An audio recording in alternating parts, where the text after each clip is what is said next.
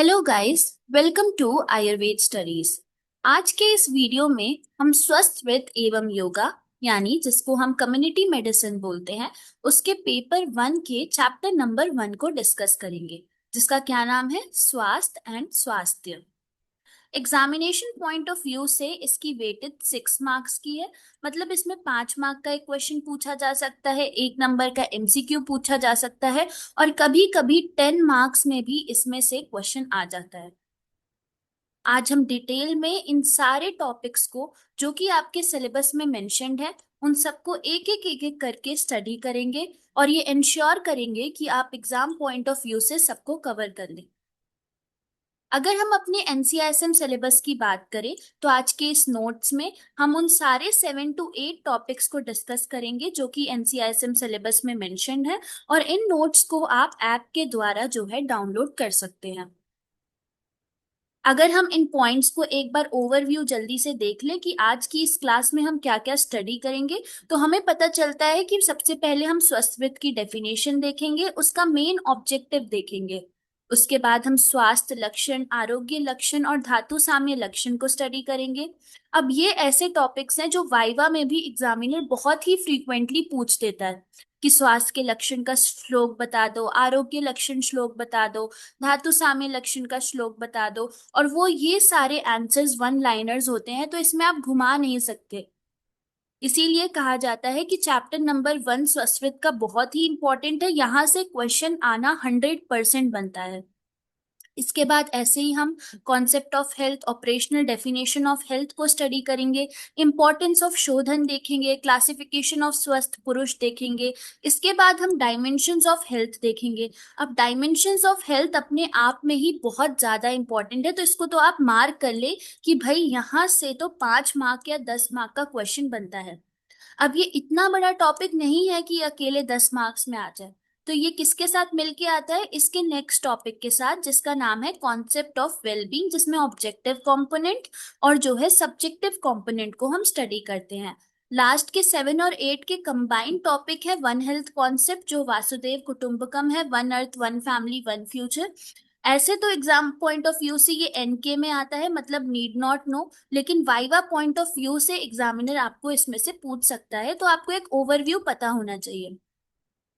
हम सबको पता है कि स्वास्थ्यविद एक ऐसा सब्जेक्ट है जिसमें ज्यादा रटने की जरूरत नहीं पड़ती। बहुत जनरल पॉइंट्स होते हैं लेकिन वो जनरल पॉइंट्स भी आपको क्रिस्प फॉर्म में एक जगह जो है कंपाइल्ड फॉर्म में लगते हैं।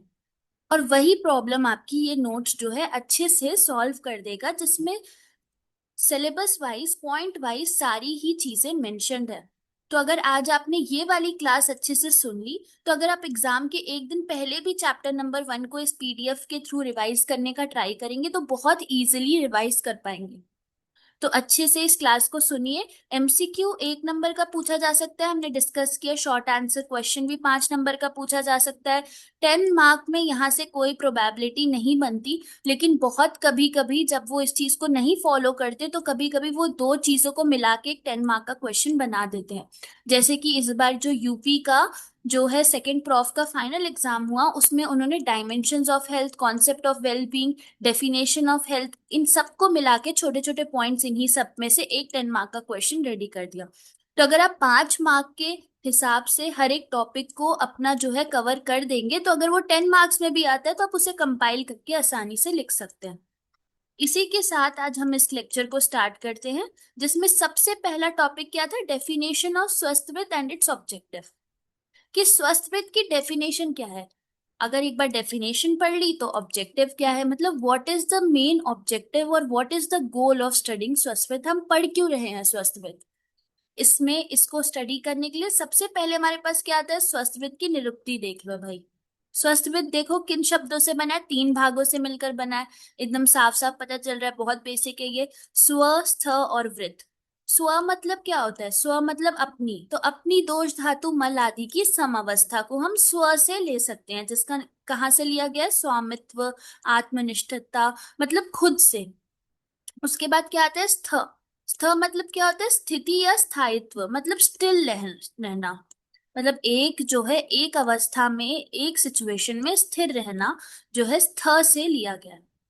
व्रत मतलब हमें पता है दिनचर्या, व्यवहार, आचार विहार, जो व्यवहार प्रतिदिन किया जाए उसे हम व्रत बोलते हैं।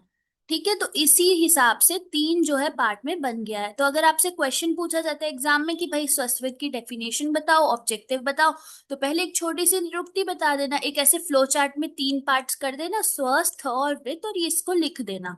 तो इससे आपका जो है प्रेजेंटेशन बहुत ही अच्छा बन जाता है। तो इसी प्रकार से स्वस्थ विद वर्ड बना। अब इसके बाद दो वर्ड आते हैं, स्वस्थ और स्वास्थ्य। दोनों की डिफरेंसेस देखना जरूरी है। सबसे पहले क्या आता है स्वस्थ। स्वस्थ मतलब क्या होता है, अपना हेल्थ। इसके लिए श्लोक याद कर लेंगे जो हम फर्स्ट ईयर से याद करते हुए आए हैं। कौन सा, समदोष समग्निश्चा सम धातु मल क्रिया प्रसन्न आत्मा इंद्रिया मन स्वस्थ इति विधीयते। अब ये किसका श्लोक है ये याद करना बहुत इंपॉर्टेंट है, क्योंकि जब आपको ये श्लोक तो याद रह जाता है क्योंकि इसको हम फर्स्ट ईयर से याद करते हुए आ रहे हैं। लेकिन जो भूलता है कि भाई ये दिया किसने है, तो ये आचार्य सुश्रुत ने अपने सूत्र स्थान में दिया है। इतना भी याद रहेगा कि आचार्य सुश्रुत का है तो भी बहुत अच्छा है। अब इसका मतलब सबको पता है, समदोष मतलब तीनों जो दोष है वात पित्त कफ उनका संतुलन में बने रहना। उसके बाद समदोष सम अग्निश्चा, अग्नि सम्यक कार्य कर रही हो। सम धातु, कितनी धातु है, सात धातु है, अपनी अपने काम में अच्छा काम कर रही है। मल क्रिया, तीनों मल कौन से हैं, मूत्र पुरीश और स्वेद, तीनों का अपने आप में बैलेंस बना रहना। प्रसन्न आत्मा इंद्रिय मना स्वस्थ, आत्म इंद्रिय और मन का प्रसन्न रूप में जो है बने रहना।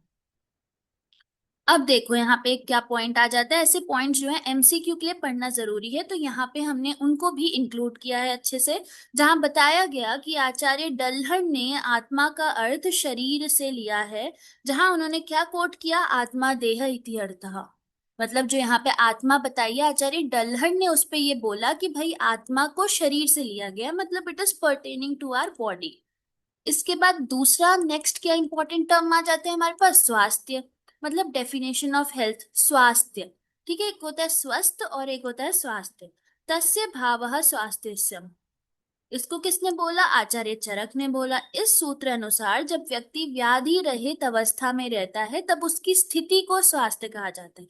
तो स्वस्थ का जो भाव है वो स्वास्थ्य है। जैसे हेल्थ और हेल्दी, ऐसे वाले जो वर्ड्स होते हैं ना, तो मतलब स्वस्थ का भाव ही जो है स्वास्थ्य है। ठीक है, बहुत माइनर सा डिफरेंस है, इतना इंपॉर्टेंस नहीं होल्ड करता, लेकिन कोई पूछे तो आपको बता देना चाहिए। अब आता है यहाँ पे मेन चीज जो कि है स्वस्थ वृत्त की परिभाषा।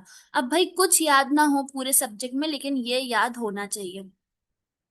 क्या परिभाषा है, स्व स्व अस्मिन् स्थाने स्व अस्मिन् कर्मणि स्वस्व रूपे स्थीयते तत्वृतम स्वस्थवृतम। अगर ध्यान से देखोगे तो बहुत ही सिंपल डेफिनेशन है। वर्ड्स बार बार रिपीट हो रहे हैं, स्व अस्मिन् स्थाने, ठीक है, स्व अस्मिन् कर्मणि स्वस्व रूपे स्थीयते तत्वृतम स्वस्थवृतम। तो पहले स्वस्मिन याद करो, स्थाने और कर्मणि याद कर लो। फिर क्या याद रखना, स्वस्व रूपे स्थियते तत्वृतम, क्या हो गया, स्वस्थवृतम।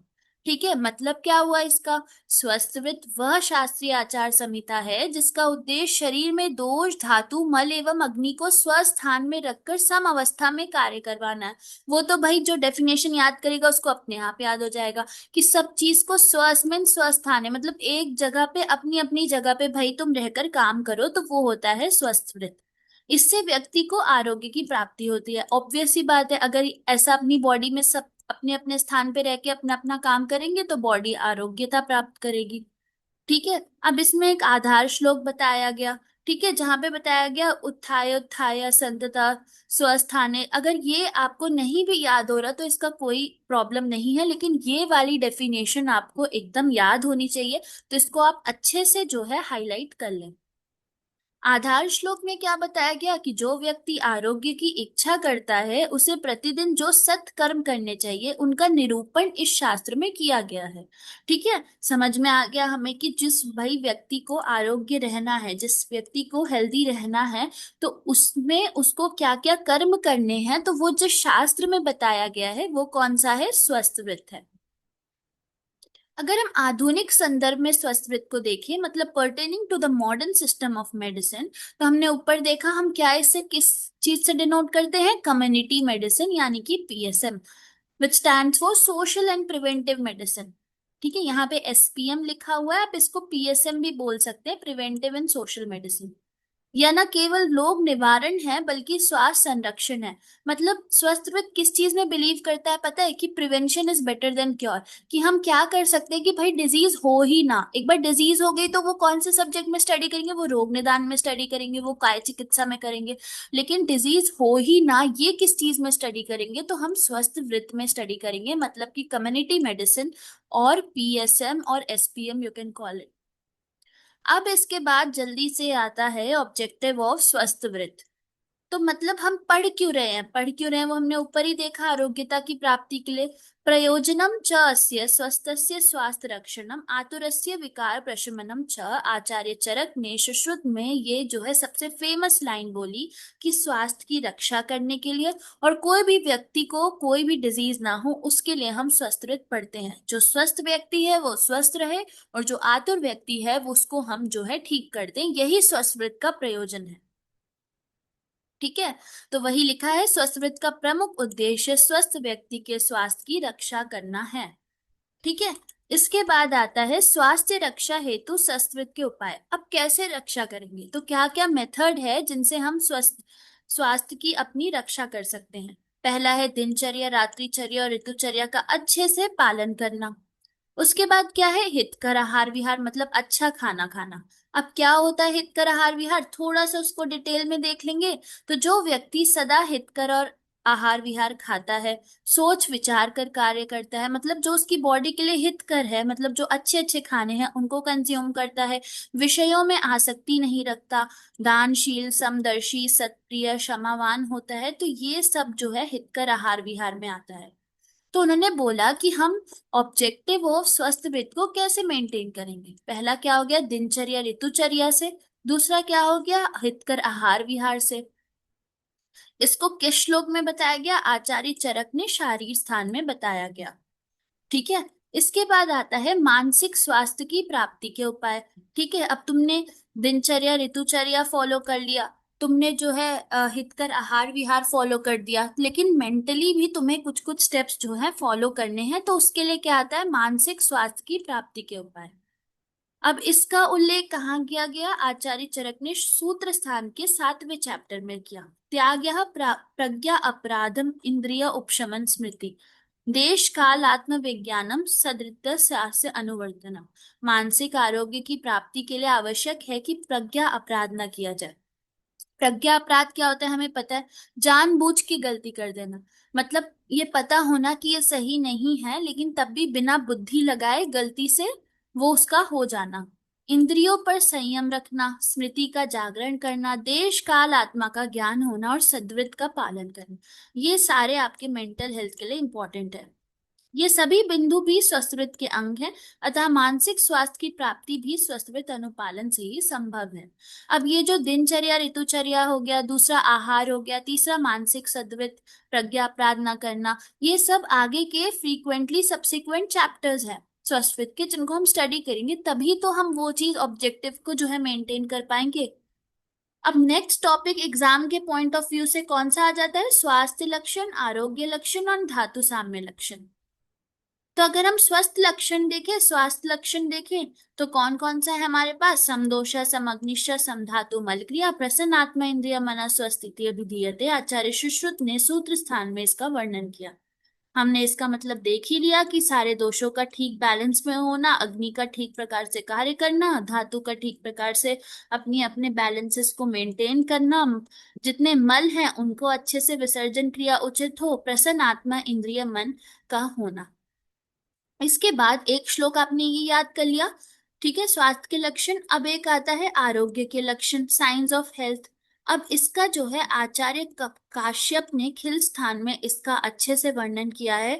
तो मेनली वाइवा में एग्जामिनर पूछ देता है कि आचार्य कश्यप का श्लोक बताओ। तो इतना बड़ा श्लोक तो आपको याद होना थोड़ा सा मुश्किल है, लेकिन अगर आप अभी से याद करेंगे तो शायद आपको याद हो जाए। अगर नहीं याद होता बाई चांस किसी को, जो कि मेजोरिटी नहीं ही याद होता, तो आप इसके पॉइंट्स को याद कर सकते हैं एक लाइन में।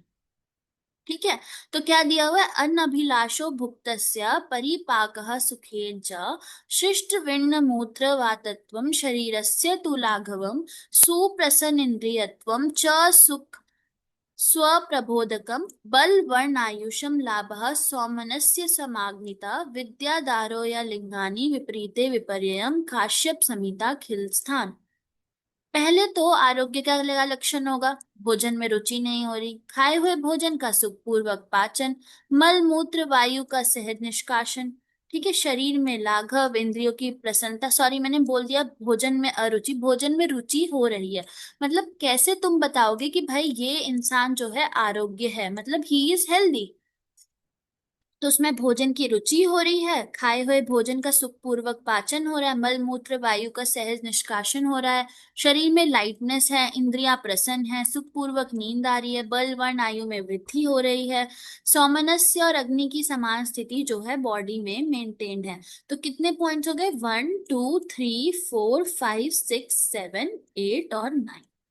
तो 9 पॉइंट्स आपको आरोग्य के लक्षण में याद होने चाहिए। इसको इंटू 9 जो है याद कर लो। बहुत अच्छा होगा कि अगर आपको ये श्लोक याद हो जाए, तो अगर आपको एग्जाम में पूछा जाता है तो आप बहुत अच्छे से इसको लिख सकते हैं। बहुत टफ नहीं है, मेनली हिंदी से ही समझ में आ रहा है। अनभिलाषो भुक्तस्य परिपाका सुखेन च। ठीक है, तो ऐसे जो है आपको इसमें जो है प्रोसीड करना है। इसके बाद आता है धातु साम्य। क्या क्या आया? स्वस्थ लक्षण, आरोग्य लक्षण, और अब आता है धातु साम्य लक्षण। तो इसमें भी वही है, समांस प्रमाणस्तु सम संगनो नरः दृढ़ इंद्रियो विकारा नाम न बले नाभिभूयते शुद्ध पिपासा पसा शीत व्यायाम संग सम पक्ता समजरा सम मांस चयो मता। आचार्य चरक ने सुश्रुत सूत्र स्थान में इसका वर्णन किया। अगर इसके पॉइंट्स को देखें तो ये देखो, पहले हमने क्या पढ़ा? स्वास्थ्य के लक्षण वो किसने बताए थे? समदोषा समअग्निश्चा आचार्य सुश्रुत ने बताए थे। आरोग्य किसने बताए? आचार्य कश्यप ने बताया। अब धातु साम्य के लिए कौन आए? आचार्य चरक। ठीक है, तो मांसादी धातुओं का समप्रमाण में होना, सम शरीर संघनन मतलब बैलेंस्ड फिजिक होना, इंद्रियां दृढ़ और कार्यक्षम होना, लोग रोगों के बल से अप्रभावित रहना, मतलब कोई भी रोग आ जाए तो उससे ज्यादा बॉडी में इफेक्ट ना आना, भूख प्यास गर्मी ठंड व्यायाम को सहने की क्षमता होना, संपाचन एवं धातु उपचय और वृद्ध अवस्था का उचित समय पर आना, ये सारे धातु साम्य के जो है लक्षण है। ठीक है, इसी के साथ हमारे दो टॉपिक्स हो गए। हम तीसरे टॉपिक पर आते हैं। तीसरा टॉपिक क्या है? Concept of health and operational definition of health. अब यहाँ से थोड़ा सा मॉडर्न की तरफ हम जाते हैं। यहाँ तक ऊपर तक पूरा आयुर्वेद था, उसके 3 4 श्लोक हैं। अगर आपसे हो पाए तो उन्हें याद कर लीजिए, बहुत ही अच्छा रहेगा। अगर ना याद हो तो भी स्वस्तिविद की परिभाषा का श्लोक तो याद कर लीजिए, स्वस्मिन स्थाने स्वस्मिन कर्मणि, वो बहुत इजी सा श्लोक है। हेल्थ की, स्वास्थ्य के लक्षण के, आरोग्य के लक्षण के, इन सब के जो छोटे छोटे आपको जितने पॉइंट्स याद हो रहे हैं उनको अच्छे से याद कर लीजिए। अब हमारे पास तीसरा टॉपिक क्या आता है? Concept of health and operational definition of health. ठीक है, तो सबसे पहले हम कॉन्सेप्ट ऑफ हेल्थ को देख लेते हैं कि कैसे कैसे हेल्थ की डेफिनेशन का पहले साइंटिस्ट ने कॉन्सेप्ट समझा, फिर उसमें धीरे धीरे इवॉल्विंग मॉडर्न कॉन्सेप्ट्स आए, धीरे धीरे चेंज करते हुए हम हेल्थ की प्रॉपर डेफिनेशन पे आए। तो सबसे पहले जो कॉन्सेप्ट ऑफ हेल्थ में हमने स्टडी किया कि उन्होंने बोला कि ट्रेडिशनल बायोमेडिकल डेफिनेशन ने क्या बोला, that health is the absence of disease. मतलब if there is no disease in the body the person is healthy.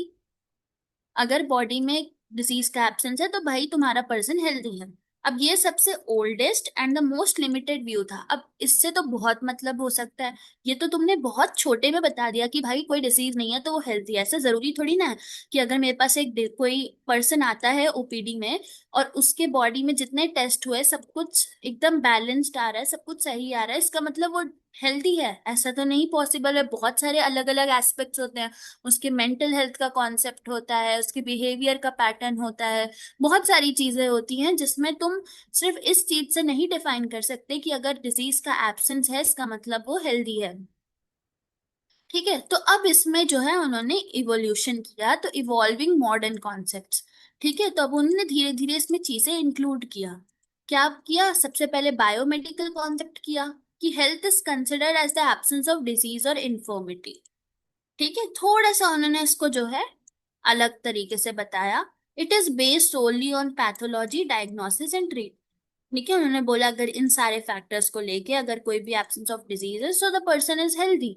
Criticism क्या आया, मतलब लोगों ने क्या इसमें गलत बताया, this view neglects the psychological, मैंने बोला ना मेंटल हेल्थ तो इसमें तुमने इग्नोर ही कर दी पूरी पेशेंट की। सोशल कॉन्सेप्ट नहीं आया, इन्वायरमेंटल नहीं आया, कल्चरल एस्पेक्ट नहीं आया। तो इन सब फैक्टर्स के बिना तुम कैसे बोल सकते हो कि अगर भाई मैंने कोई टेस्ट कराया, मतलब कोई भी पैथोलॉजिकल इन्वेस्टिगेशन कराया, कोई भी जो है उसमें एबनॉर्मेलिटी, कोई भी डिजीज नहीं आई, इसका मतलब बायोमेडिकल कॉन्सेप्ट क्या बोल रहा है, भाई हमारा पर्सन हेल्दी है। अरे तुमने psychological concept, social concept, cultural aspect ये सब तो छोड़ ही दिया कि उसके मन, उसका मन कैसा है, क्या उसके आसपास चीजें ठीक है, क्या उससे जो लोग हैं उससे उसको अफेक्शन हो रहा है कि नहीं, उससे कोई चीज अफेक्ट हो रही है कि नहीं, ये सारे कॉन्सेप्ट्स भी पर्सन को हेल्दी बोलने के लिए इम्पोर्टेंट है। अब इसके बाद एक नया डेफिनेशन आया which was the ecological concept, जिसमें में उन्होंने क्या बताया, health is defined as a dynamic equilibrium between individual and the environment. उन्होंने बोला कि अगर भाई इंडिविजुअल, अगर जो इंसान है अपना और एनवायरमेंट है, अगर उसके बीच में एक डायनेमिक इक्विलिब्रियम, मतलब इक्वल इक्वल सारे पैरामीटर्स मतलब मेल खा रहे हैं, तो फिर वो जो है पर्सन हेल्दी है। अब ये थोड़ा सा सही था, इसमें उन्होंने बताया कि it emphasizes on the environmental hygiene, sanitation, occupational health, adaptation to climate and surroundings। थोड़ा सा ये सही क्यों नहीं था, क्योंकि उन्होंने environment ज्यादा ही फोकस कर दिया, उन्होंने बोला कि अगर environment सही है तो पर्सन सही है, ऐसा भी जरूरी नहीं है, अंदर के इकोलॉजिकल चेंजेस भी तो कंसिडर करने हैं। उसके बाद क्या आता है, साइको सोशल कॉन्सेप्ट, कि उन्होंने बोलता है health is a bio psycho social phenomenon. इन्होंने साइको भी इन्वॉल्व कर दिया, सोशल भी इन्वॉल्व कर दिया, ये भी कि अच्छा तरीका था। Which was influenced by social interaction, psychological wellbeing, culture, economics, political conditions that recognizes that mental health and social integration are essential to complete well-being। इन्होंने दो ही फैक्टर्स बोले कि सोशल और जो है मेंटल हेल्थ। अब कोई देखो, कोई सोशल मेंटल बोल रहा है, कोई इन्वायरमेंट बोल रहा है, कोई सिर्फ पैथोलॉजिकल इंटरवेंशंस बोल रहा है, तो अब इसके बाद फिर हम किस उस पे पहुंचे, तो फिर एक आया होलिस्टिक कॉन्सेप्ट कि भाई सब चीजों को तुम मिलाओ। तो उन्होंने क्या क्या मिलाया, बायोमेडिकल कॉन्सेप्ट, इकोलॉजिकल और साइको सोशल कॉन्सेप्ट को मिलाया। और उन्होंने बोला अब इन सबको मिला के हम जो है एक हेल्थ की डेफिनेशन बनाएंगे। तो अब इसी के साथ WHO 1948 में भी अब एकदम फुल प्रूव जो है डेफिनेशन लेकर आई, इसको थोड़ा तुम ध्यान से देखना, क्योंकि तुम्हें सोते जागते भी ये डेफिनेशन जो है याद होनी चाहिए। ठीक है, अगर कोई नींद में भी पूछे कि भाई हेल्थ की डेफिनेशन बताओ, तो तुम्हें याद होनी चाहिए, वो भी वर्ड टू वर्ड। अगर तुम्हें, और मैं बोलने का तरीका बता रही हूँ कि अगर तुम्हें कोई पूछे कि डिफाइन हेल्थ, तो ऐसे नहीं बोलना है कि health is a state of complete physical mental, नहीं। You have to start it by saying that according to WHO in 1948। ठीक है, remember the organisation, remember the year, और उसके बाद तुम्हें शुरू करना है कि according to WHO in 1948 health is a state of complete. Complete word यहाँ पे बहुत इंपॉर्टेंट है।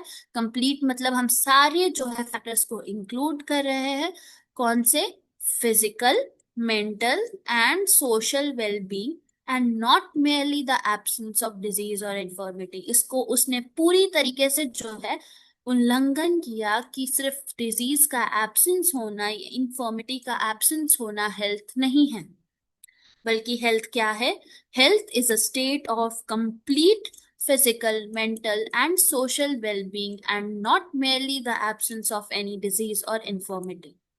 ठीक है, ये वर्ड टू वर्ड आपको याद होना चाहिए कभी भी कहीं भी। अब इस डेफिनेशन के की पॉइंट्स क्या थे, कि इट वाज वाइडली एक्सेप्टेड, लोगों ने बोला कि हाँ भाई इस डेफिनेशन में दम है, क्योंकि क्या ये इंक्लूड करता है, पॉजिटिव एस्पेक्ट्स को इंक्लूड करता है, कौन कौन से डायमेंशंस को, फिजिकल, मेंटल, सोशल, सारे के सारे पॉइंट्स को जो है ये इंक्लूड करता है।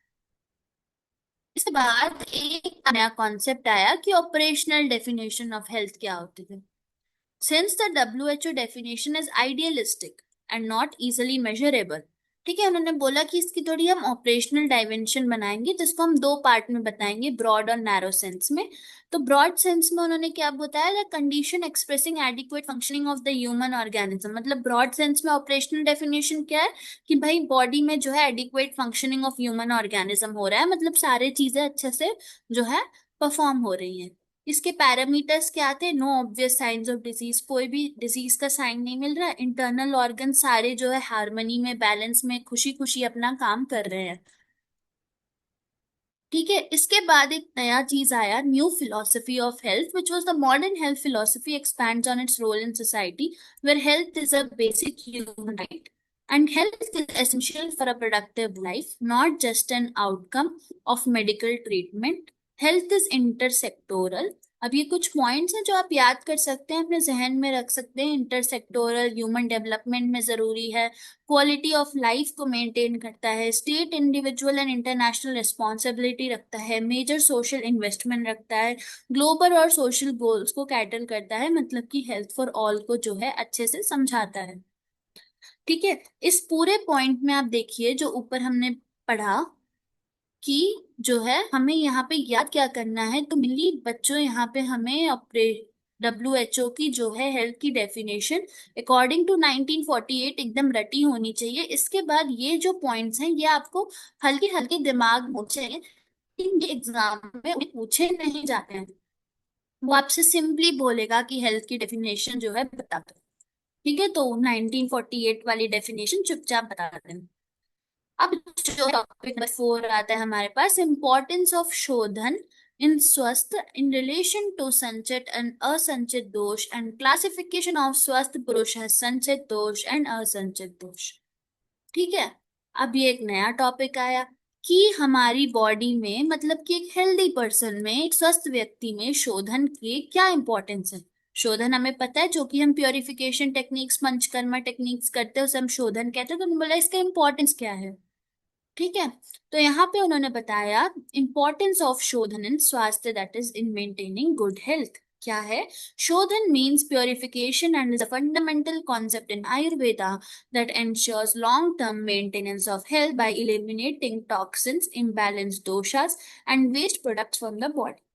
उन्होंने बोला कि शोधन एक प्योरिफिकेशन मेथड है, ठीक है, जिससे हम अपनी बॉडी से सारे के सारे टॉक्सिन्स को हटा फेंकते हैं। जितने भी इम्बैलेंस दोषास हैं उनको हम बैलेंस कर देते हैं, और जितने वेस्ट प्रोडक्ट है उनको भी हम बॉडी से निकाल देते हैं। तो इसका इंपॉर्टेंस क्या हुआ?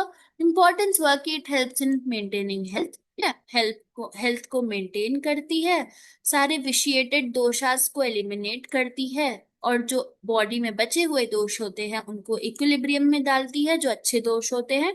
और ये किस लिए इंपॉर्टेंट है? In maintaining and managing hidden doshas, जो कि हमारी बॉडी में आके संचित हो जाते हैं, एक्यूमुलेट हो जाते हैं, जिससे जो है अलग अलग डिजीजेस जो है होती हैं उनको भी हटाने के लिए या उनको दूर करने के लिए शोधन इंपॉर्टेंट है। दूसरा क्या इंपॉर्टेंस है, आयुर्वेदिक रिलेवेंस है, कि शोधन जो है सिर्फ, it is not just a curative procedure but also preventive measure. हम इसलिए भी करते हैं, अब सिर्फ बीमार व्यक्ति में शोधन नहीं किया जाता, एक हेल्दी व्यक्ति में भी हम शोधन कर सकते हैं, जिससे उसको जो है कोई भी डिजीज ना हो, एक मेंटेनेंस थेरेपी की तरह जो हम उसे देते हैं। It is a part of Shadrupaka chikitsa, the six fold Ayurvedic approach to treating imbalance. ठीक है, तो this is also important point, ये MCQ पॉइंट ऑफ व्यू से इम्पोर्टेंट है कि ये जो है is a part of Shadrupaka chikitsa, the six fold Ayurvedic approach to treating imbalances. ठीक है, इसको आप जो है मार्क कर लीजिए, अगर एग्जाम में शोधन पे क्वेश्चन आता है तो आप इसी से, इस पॉइंट से जो है अपना आंसर स्टार्ट कर सकते हैं। ठीक है, तो इसको हम इरेज कर देते हैं और आगे बढ़ते हैं।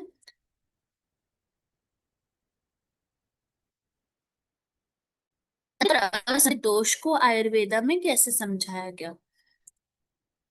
ठीक है, तो Ayurvedic text classify even a healthy individual based on latent और potential doshic imbalances in the body. अब क्या होता है, एक बॉडी है उसमें, ठीक है, कोई कोई दोष जो है आके जो है एक्यूमुलेट हो रहे हैं, मतलब धीरे धीरे जम रहे हैं, स्टोर हो रहे हैं, तो उन्हें हम क्या बोलेंगे? संचित दोष बोलेंगे। अब यही दोष तो होंगे जो आगे चल के डिजीज को कॉज करेंगे। भाई, जो दोष बॉडी में स्टोर ही नहीं हुआ, एक्यूमुलेट ही नहीं हुआ, वो क्या डिजीज को कॉज कर सकता है? कभी कभी भी नहीं कर सकता। तो जो बॉडी आके बॉडी में, जो दोष बॉडी में आके संचित हुए, एक्यूमुलेट हुए, स्टोर हुए, वही जो है बॉडी में जो है डिजीज को कॉज करेंगे। ठीक है।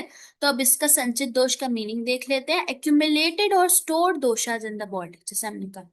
अब इसका कॉज क्या हो सकता है? कोई भी लॉन्ग टर्म लाइफस्टाइल इश्यूज हो सकते हैं, इम्प्रॉपर डाइट हो सकती है, एनवायरमेंटल एक्सपोजर हो सकता है, मेंटल स्ट्रेस हो सकता है, जेनेटिक्स हो सकता है। ठीक है। तो इन सब के कारण क्या होता है, बॉडी में दोष आके जो है जमने लगते हैं। अब इसका इन्होंने एग्जाम्पल दिया, एग्जाम्पल को हम दूसरे कलर से समझते हैं अच्छे से। ठीक है। तो एग्जाम्पल पे उन्होंने क्या बताया कि लेटेंट पित्त stored in liver due two years of oily spicy diet. अगर हम जो है बहुत सालों से, जैसे मैं 5 साल से जो है एकदम ना ऑयली स्पाइसी डाइट खाए जा रही हूँ, मतलब कोई कंट्रोल नहीं है बॉडी पे। कभी बर्गर, कभी पिज्जा, कभी मतलब और ऐसी चीजें जो कि बहुत तीखी हैं। ठीक है। तो ऐसी चीजें मैं खाई जा रही हूँ, तो वो क्या होगा, जो पित्त दोष बढ़ के कहाँ जाके स्टोर हो जाएगा, लिवर में स्टोर हो जाएगा।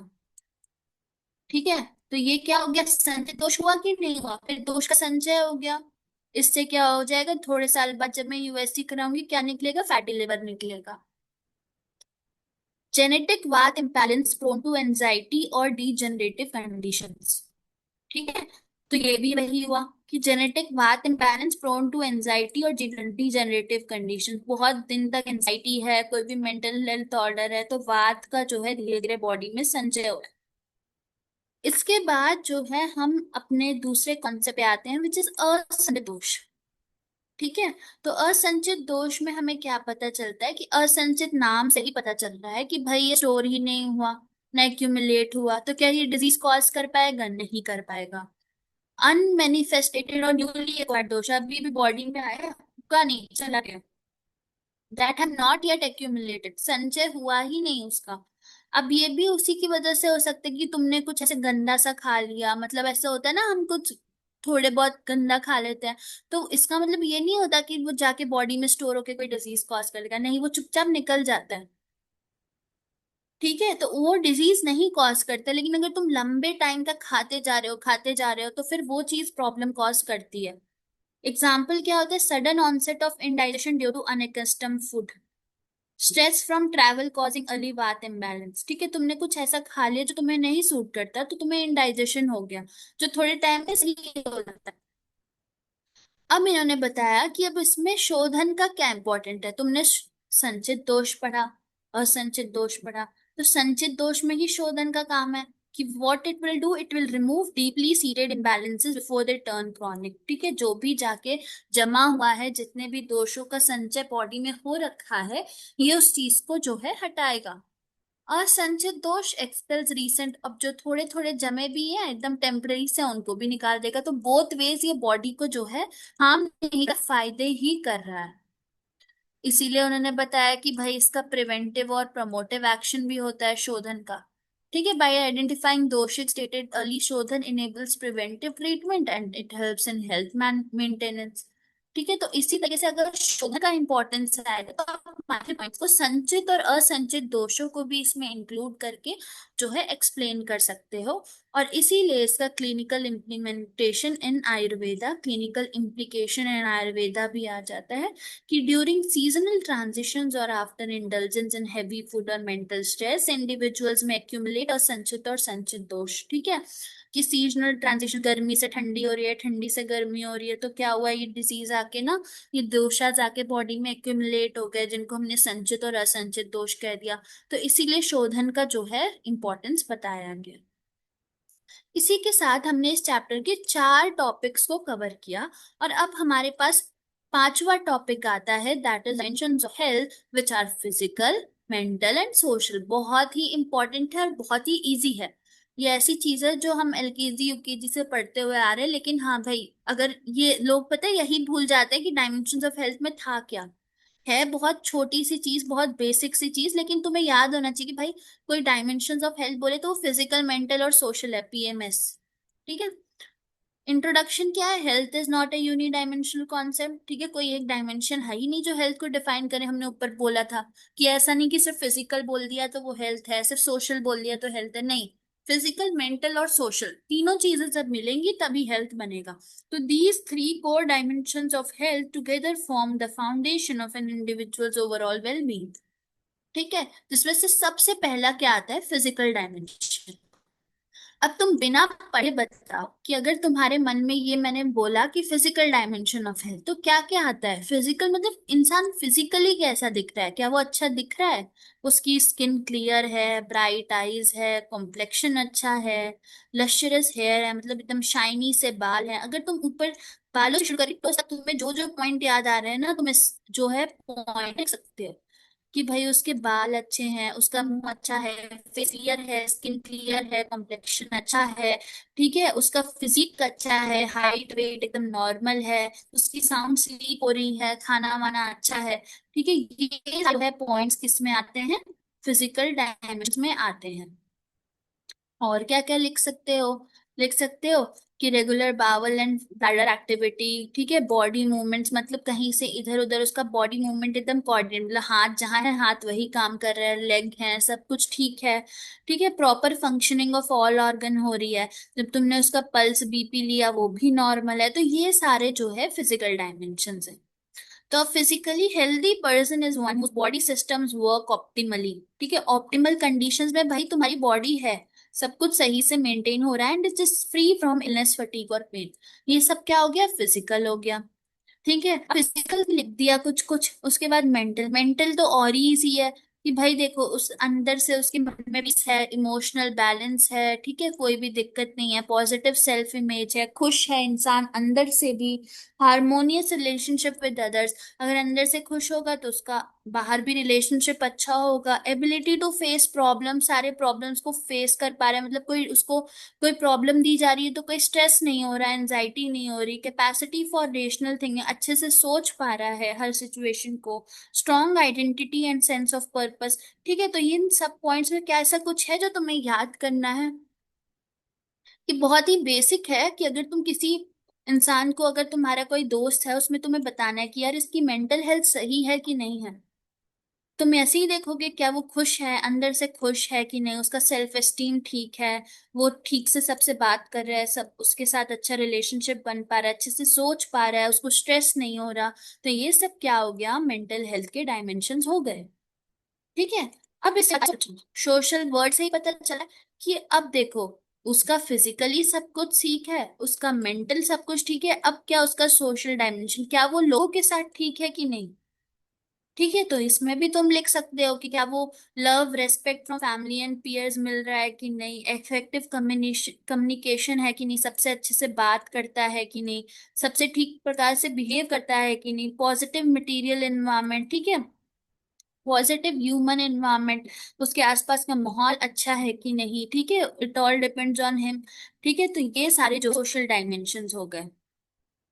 तो इसी में बताया कि social health involves both material wellbeing and interpersonal connectedness. अब देखो कि अगर एग्जाम में ये पूछा जाएगा डायमेंशंस ऑफ हेल्थ, तो इसको तुम बताओगे कैसे। एक तो तुमने ऐसे लिख दिया कि भाई हेल्थ के जो है तीन डायमेंशंस हैं, PMS, फिजिकल मेंटल सोशल, उनके पांच पांच छह छह पॉइंट्स मेंशन कर दोगे। इसके बाद अगर तुम्हें थोड़े से अच्छा सा प्रेजेंटेशन करना है एग्जामिनर को खुश करने के लिए, तो एक ऐसे फ्लो चार्ट बना देना जहां पे देखो, एक सेकेंड, हम ये वाला मार्कर यूज करते हैं, तुमने ये बनाया, बीच में लिख देना हेल्थ के डायमेंशंस। ठीक है, तीन एरो बना के,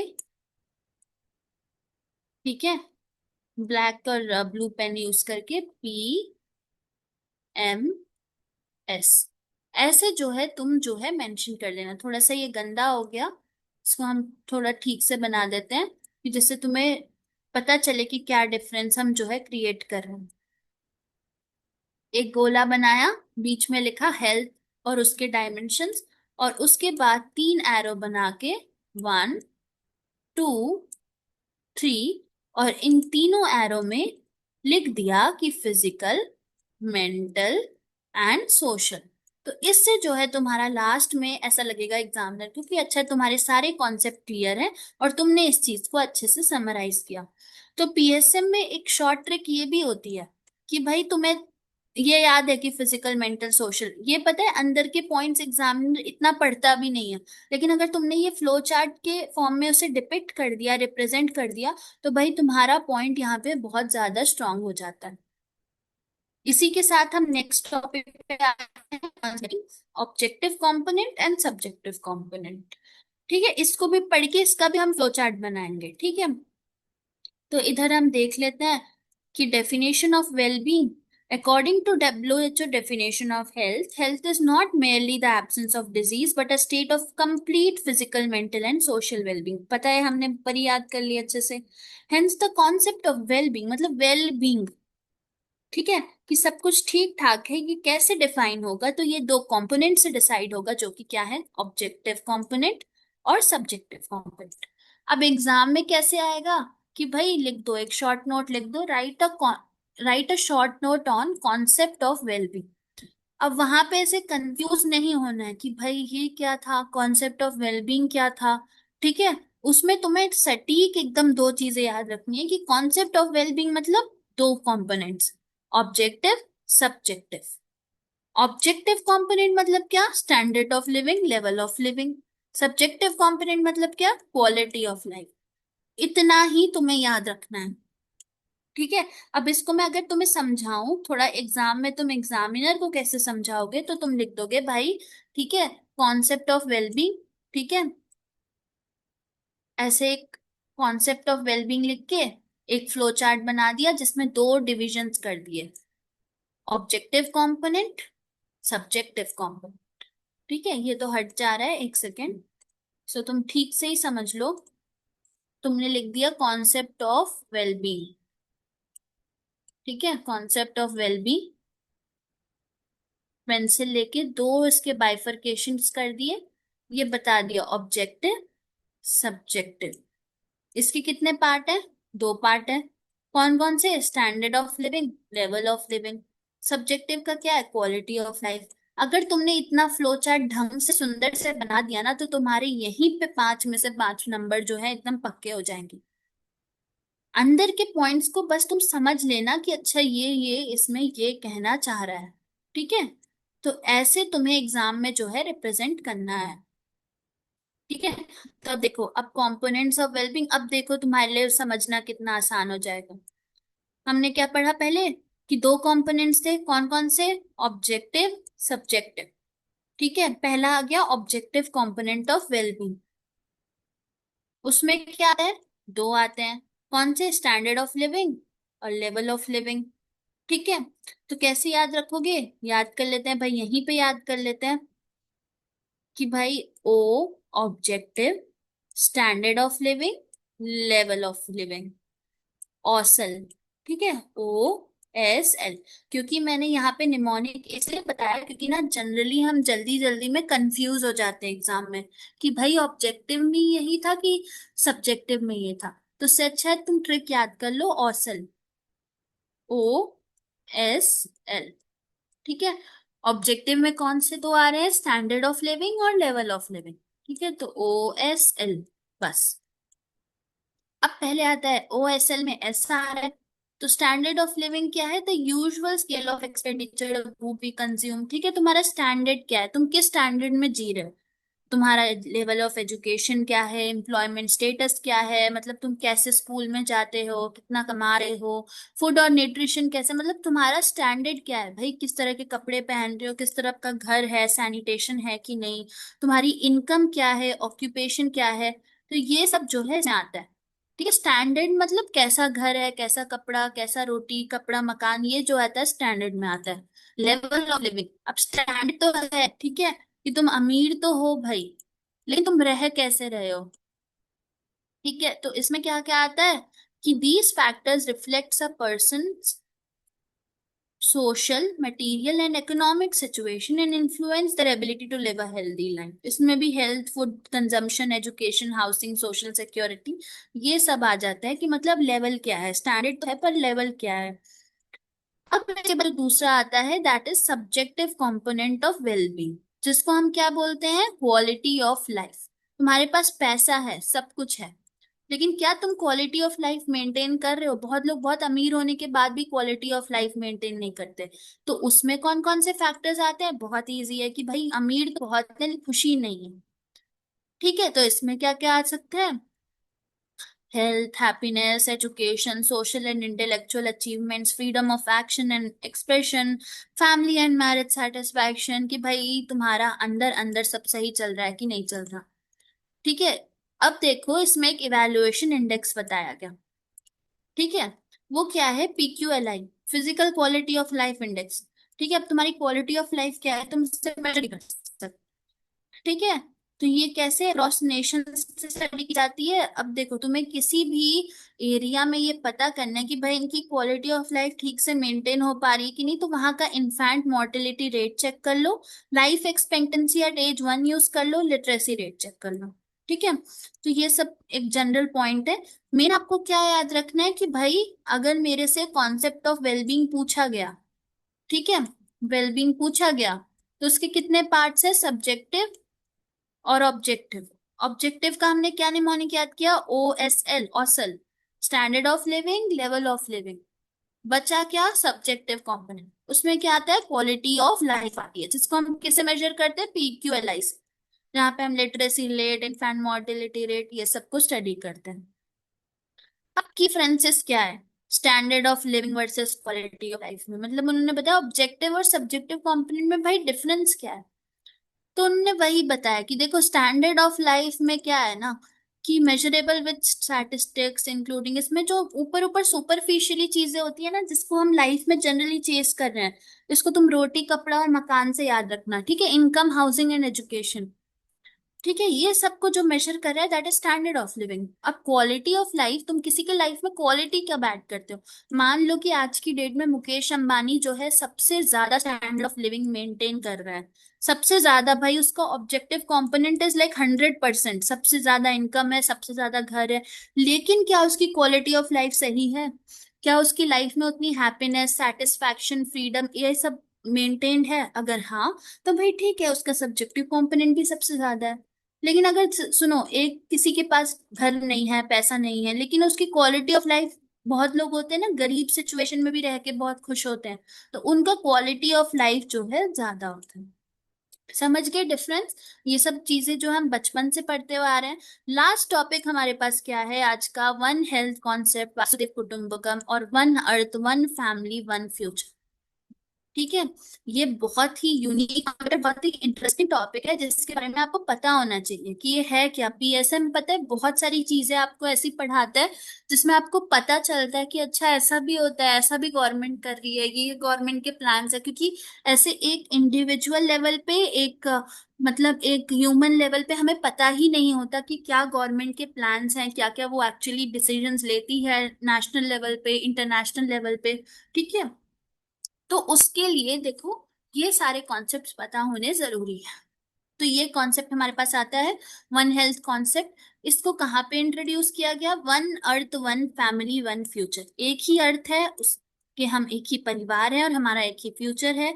इसी चीज को, इसको भगवत गीता में बताया गया, वासुदेवम कुटुंबकम में, जिसको भगवत गीता की 6 चैप्टर के 72 श्लोक में जो है ये फ्रेज यूज किया गया था, वासुदेव कुटुंबकम। कितना पावरफुल श्लोक है, जो आज के सिनेरियो में इतना अच्छा होल्ड करता है। सोचो कब श्री कृष्ण ने ये चीज कही होगी, और आज तक ये इतना अच्छा होल्ड करता है। और इसी को बेस बनाया गवर्नमेंट ने, कहाँ पे? इंडिया की G20 प्रेसिडेंसी, जो कि दिसंबर 2022 में हुई थी। ठीक है, जब इंडिया ने G20 प्रेसिडेंसी कहाँ हुई थी? दिल्ली में जब होल्ड की थी, तो उसको इन्होंने यही मेन मोटो अपना बनाया कि भाई हम जो है किस चीज पे जीते हैं? वासुदेव कुटुंबकम के कॉन्सेप्ट पे। अब ये क्या होता है कि promotes the universal sense of interconnected. ये बताता है कि भाई हम सब एक ही हैं, हम एक ही पृथ्वी में रहते हैं, हम सब एक ही परिवार हैं, हम कोई अलग अलग लोग नहीं हैं। तो इन्होंने क्या बताया, श्री कृष्ण ने क्या बोला था? The whole world is one single family, हम सब एक परिवार हैं।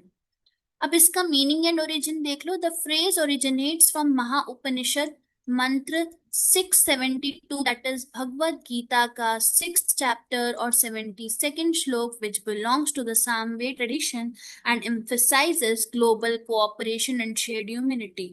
Humanity, welfare of all beings and collectivism over individualism और रिलीजनिज्म।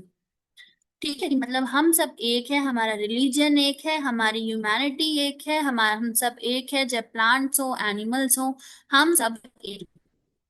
ठीक है, उसी से देखो ये कॉन्सेप्ट निकल के आता है, one health concept. One health is a collaborative multi sectoral and transdisciplinary approach. ठीक है, सब भाई एक कोलैबोरेशन है ये सब चीजों का, विच एम्स टू अचीव क्या, ऑप्टिमल हेल्थ आउटकम्स। ठीक है, कि हम सब मिलके, इसका कॉन्सेप्ट क्या है कि भाई अगर हम इस कॉन्सेप्ट से जो अपनी धारणा रखें कि हम सब एक हैं, तो हमारा जो है ऑप्टिमल हेल्थ आउटकम को हम रीच कर सकते हैं, मतलब हेल्थ की सबसे अच्छी स्टेज को हम जो है अचीव कर सकते हैं। अब इसके क्या क्या फीचर्स थे, तो ये भी एक बार देख लो, बस इसको फॉर नॉलेज बेसिस आप देखोगे। It facilitates interdisciplinary responses to zoonotic threats.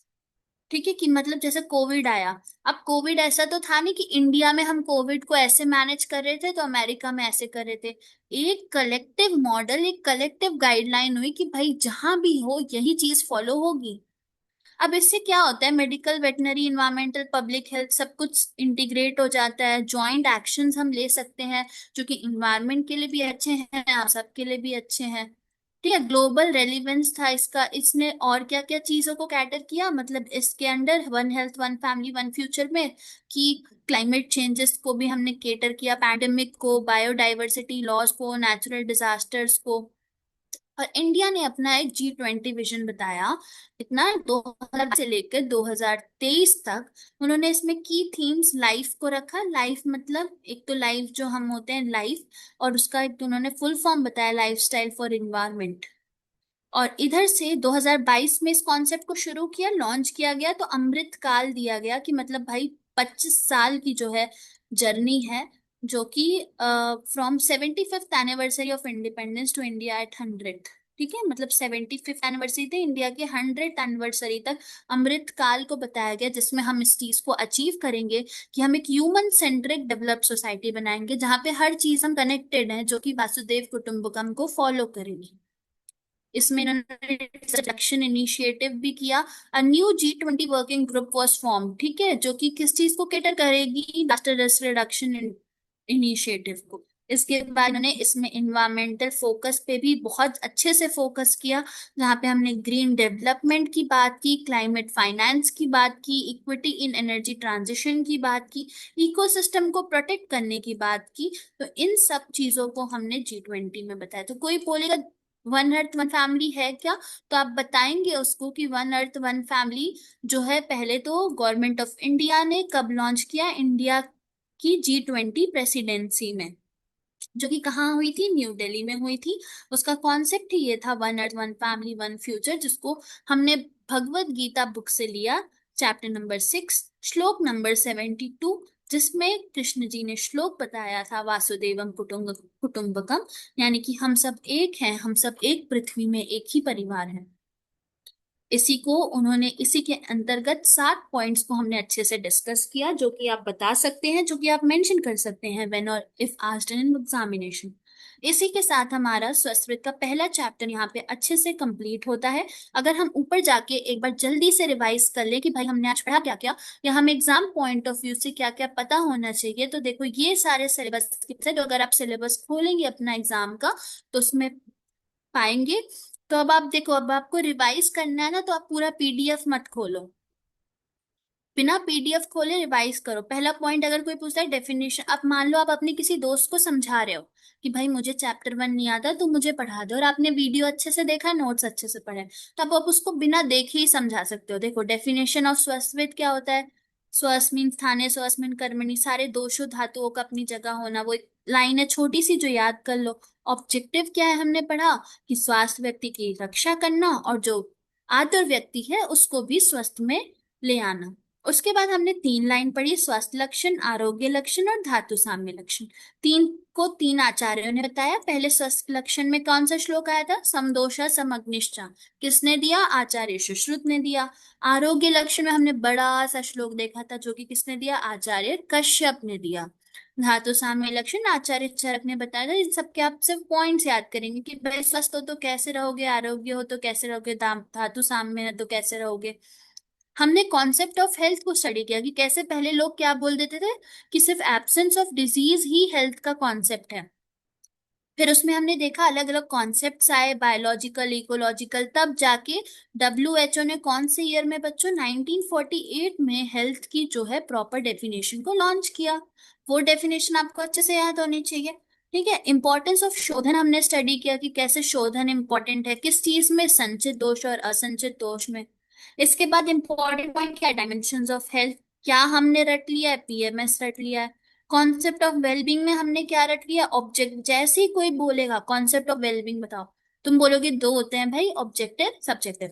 Objective माने तो OSL हमने पढ़ लिया था, ओसल। और सब्जेक्टिव में क्या बचा, क्वालिटी ऑफ लाइफ पढ़ा। लास्ट में हमने बहुत ही इंटरेस्टिंग कंपोनेंट या कॉन्सेप्ट डिस्कस किया, which was one health concept, that is one earth, one family, one future. हम सब एक ही पृथ्वी, एक ही परिवार और हमारा एक ही भविष्य है, जिसको श्री कृष्ण द्वारा बताया गया, वासुदेव कुटुंबकम के द्वारा। इसी के साथ चैप्टर नंबर 1 आज यहीं पे फिनिश होता है।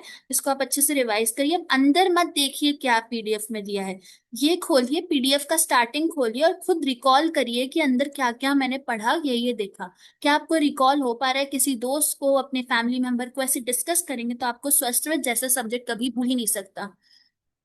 इसी के साथ हम इस वीडियो को एंड करते हैं। Thank you for watching. इस नोट्स को आप ऐप के द्वारा डाउनलोड कर सकते हैं, अपने फोन में या प्रिंट करा के रख सकते हैं। Thank you.